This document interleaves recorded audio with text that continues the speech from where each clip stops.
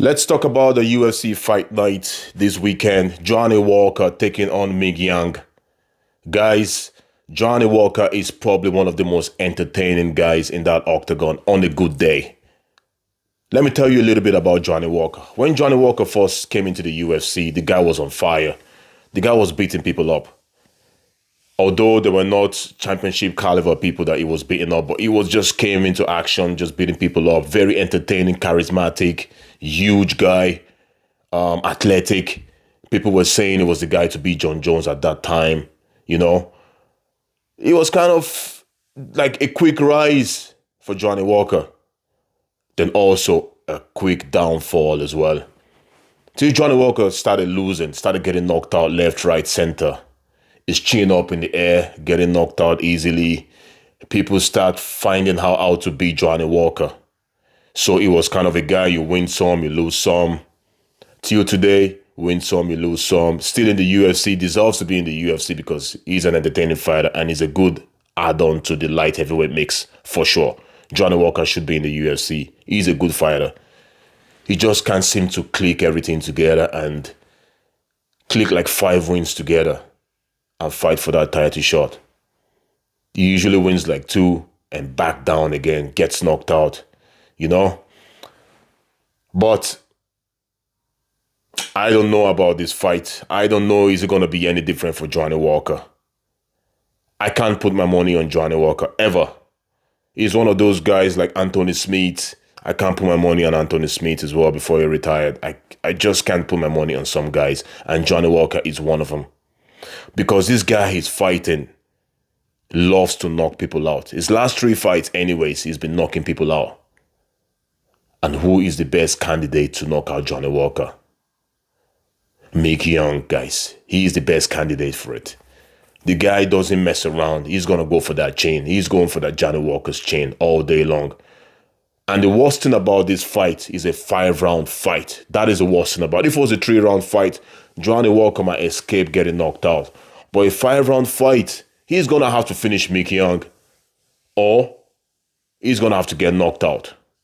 One of them have to get knocked out. He's not going 5 rounds. It can't go 5 rounds. Makes no sense for it to go 5 rounds. You know what I mean? Johnny Walker is explosive. He doesn't know how to... He might try and fight calculated for the first round or whatever, but it's not in him. Johnny Walker is a wild man. He likes to be free in that octagon, and that is why we love him. That's why he's entertaining, and I say that's why he's still in the UFC, honestly, because of his style of fighting, his entertainment, the way he walks into the ring, everything that he does is just entertaining. And I like Johnny Walker, quite frankly. But is he going to survive 5 rounds against Ming Yang, guys? I don't think so. I think he's going to find that chin of Johnny Walker and he's going to knock him out. That is what I think. Very unfortunate. I think Johnny Walker is going to get knocked out in this fight. And that's my prediction for it. And the co-main event, Brian Ortega taking on Aiman Sterling. Guys, this is a great matchup. Fair play to the matchmakers. I got to give them one. You know, when you make a great matchup, you're going to have to give props, man. And they did a good job on this one. Aiman Sterling is now in the featherweight. Brian Ortega has always been in the featherweight. Brian Ortega is one of those guys that loses to the best only. Any other guy Brian Ortega fights, he wins the fight.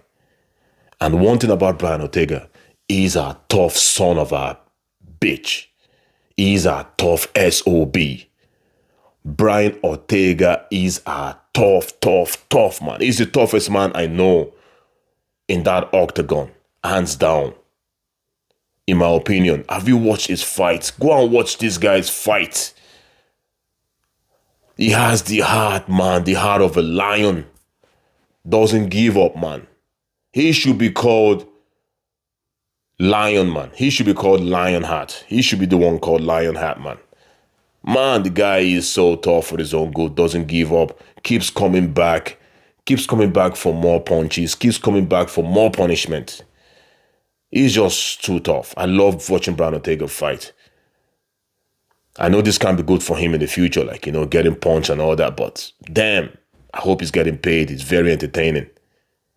Enough of Brian Ortega now, though. Can he win the fight against Sterling? Because Sterling, we know what he's going to do. Sterling wants that takedown.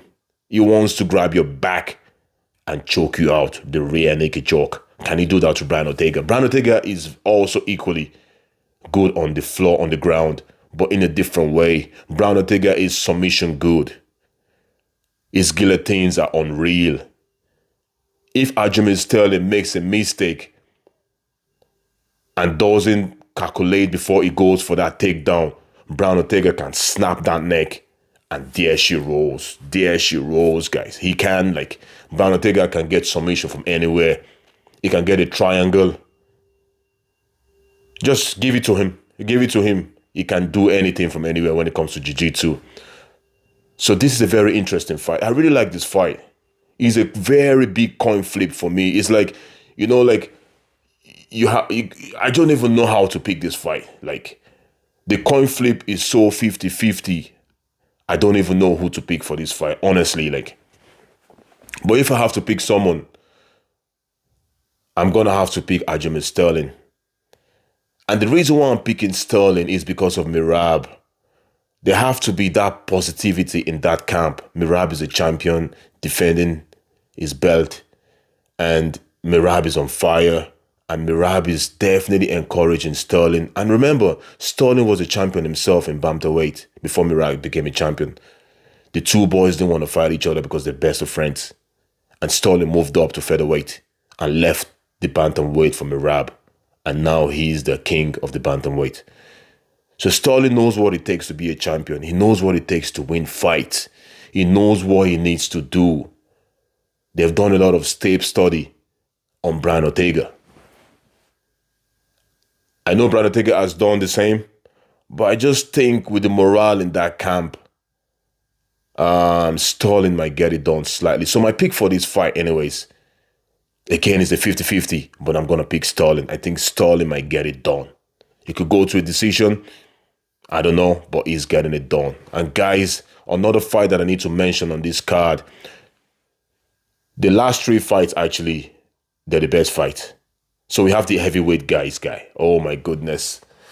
We have the heavyweight guys. Pablo Vish, heavy hitter, taking on Waldo Costa. This Waldo Costa fella is on a 5-fight winning streak. And the thing about this guy is, the guy is not a knockout artist like the rest of them, just knows how to knock people out. He knows how to fight as well. What I mean by that is, he's been in a few unanimous decisions for the heavyweight. He knows how to make the fight go 3 rounds. You know what I mean? He knows how to avoid being punished and just give a little bit of punishment. Point fighting for heavyweight. He knows how to do that.